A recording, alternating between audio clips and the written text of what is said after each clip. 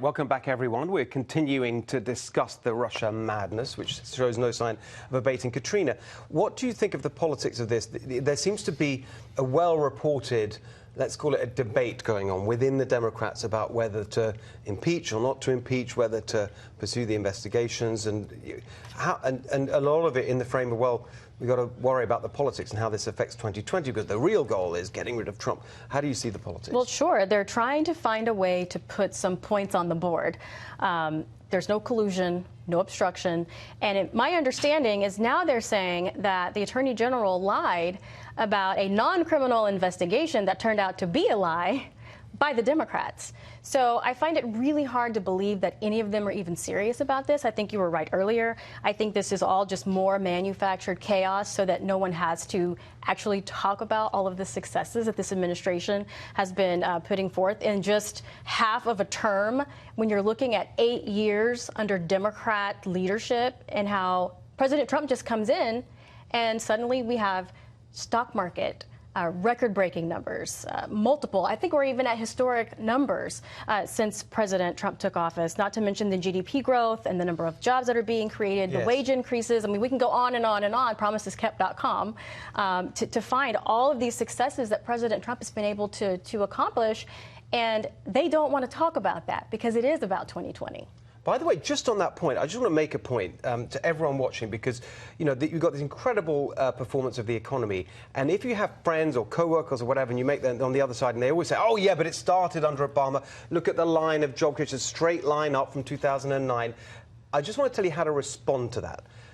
When you have economic growth, it goes in cycles, right? And you expect the fastest growth to come at the beginning.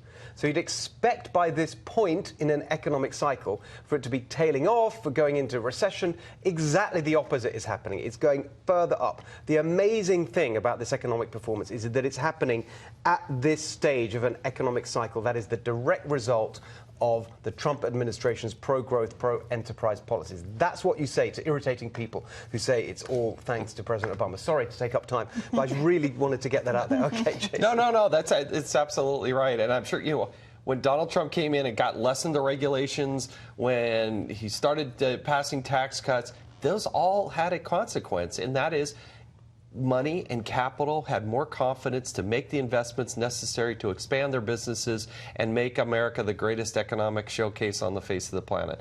And again, this is why I think the Democrats are so desperate to help change the subject and, you know, eat buckets of chicken on the stage of Congress. I mean, it's a clown show over there, but they're doing that to get attention and say, look at me, don't look at the economy, look at me, look at me, don't look at the fact that Donald Trump is in the clear. That's right. And what, do you think that the presidential candidates, Deslin, think of it any differently? How does the dynamic work if you're running for president as a Democrat versus Nancy Pelosi and the gang in Congress? Well, Nancy Pelosi already said there'll be no impeachment. I mean, she's pretty much made that clear that when she initially came out that they will not be impeaching because it doesn't make sense unless they want to lose. You know, at the end of the day, to keep pushing this narrative over and over and over will be destruction to Democrats. But you have the left side. You have the Alexandria Cortezes and all of the new freshman Congress people that are saying we must impeach, we must impeach, we must chew gum and walk at the same time. And I think ultimately that will be a disaster because you have two different sides of Democrats that want to do. One wants to win, and the other just wants to kind of talk about it and create the hysteria,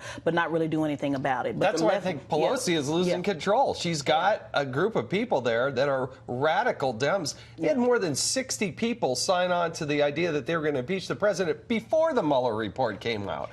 And then you have all of these presidential candidates. All the presidential candidates just jumping to figure out who can lurch further to the left than the other person. And they are so out of sync with the American people. Well, we've got some more on that later on in the show in our Loony Left segment, which we love very much.